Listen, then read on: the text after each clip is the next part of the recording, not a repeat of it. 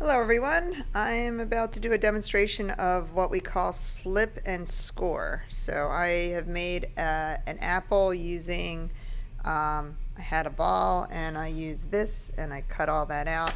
But what I want to show you now is what slip and score is. So let's say I wanted to add a worm on the side.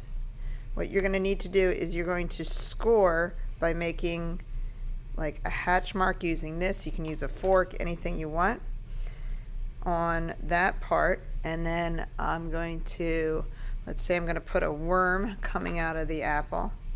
I know that's kind of gross, but it happens. Worms like apples, right?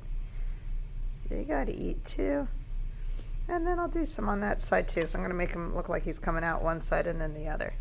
So then I'm going to take a piece and I'm just going to roll it between my hands and make a worm. I'm gonna cut them in half.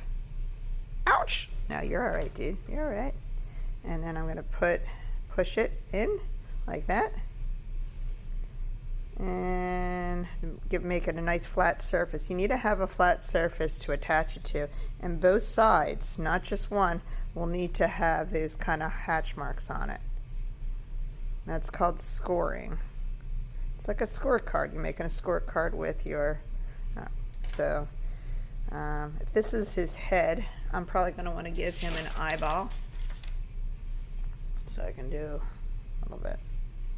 I'll give him an eye on each side. And maybe a little mouth. A little open mouth. Hey, gotta talk to you. Looks like that.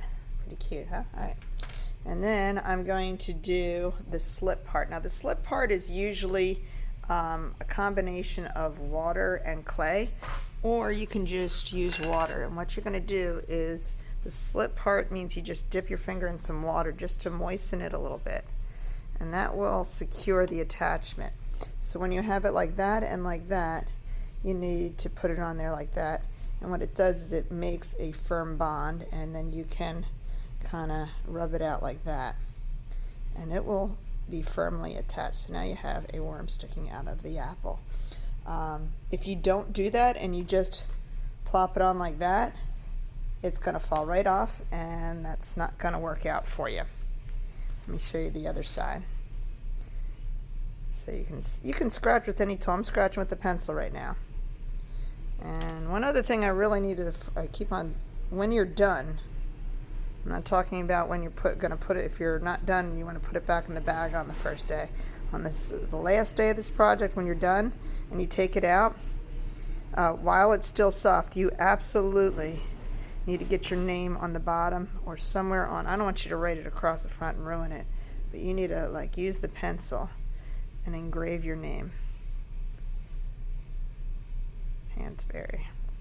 All right, like I said, after you slip and score it, then you can just kind of rub it out, and there you have it. You've got an apple, a worm coming out of an apple.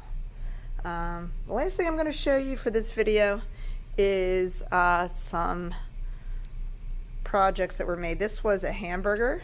Now it was made with a few different pieces. This one, I think these were actually glued together, and this one broke and that was glued together, but as you can see, this was hollowed out because it was a little too thick. So when it's a little too thick, you want to hollow it out, and that piece and that piece. Let me show you another example. I'll show you this hot dog over here, and again, looks like this piece wasn't slipped and scored on top, but then it would have been kind of meshed in, so it was like a little bit of ketchup on a hot dog. I don't know about why people put ketchup on hot dogs, but that's okay if you do. I'm not judging. I do like mustard on a hot dog though, but you can put a little ketchup on there. I mostly have examples at this school of things like this, hamburgers and hot dogs. And as you can see in this example, again, hollowed out if it's too thick, and then it was glued on. This one was hollowed out too, and then it was glued on. And we can always glue things on afterwards, or even get them put together. And they made french fries, and they can all be taken apart, and they made a plate too. What it's going to look like when it comes out of the kiln is it's going to be completely white.